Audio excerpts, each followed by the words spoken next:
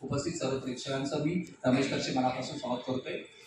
भूक लागून जेवणे म्हणजे प्रकृती, भूक लागून जेवणे म्हणजे प्रकृती, भूक न लागता जेवणे म्हणजे विकृती, आणि भूक लागून ही स्वतःची अर्धी भाकर इतरांना देणे हीच आपली भारतीय संस्कृती, हीच आपली भारतीय संस्कृती।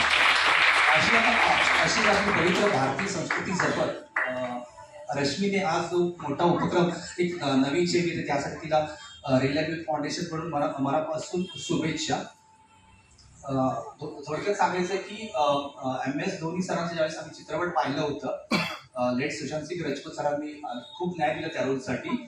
एक डेडिकेशन जो असतो, एखादा गव्हर्नमेंट जॉब रेल्वेमध्ये TC असताना तर चित्रपटात जो सीन दाखवलेला होता की अक्षरशः ज्यावेळेस प्लॅटफॉर्मवरती MS धोनी बसलेले आहेत आणि ज्यावेळेस ट्रेन होतो त्यावेळेस तो बॅकग्राऊंड म्युझिक होता MS धोनी, त्यावेळेस ते अक्षरशः जॉब वगैरे सगळे सोडून त्या ट्रेनमध्ये बसतात। द डेडिकेशन म्हणजे ज्या पॅशनच्या आधी जे डेडिकेशन आहे खरंच त्यासाठी महेंद्र सिंग धोनी यांना खरंच सॅल्यूट।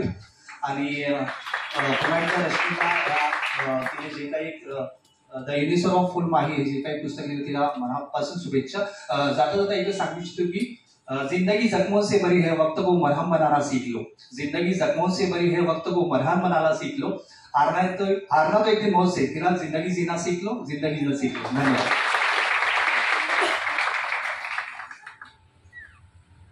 खूप खूप मनापासून धन्यवाद। सर्व मनोगत ज्यांनी इथं आवर्जून व्यक्त केलं, कौतुक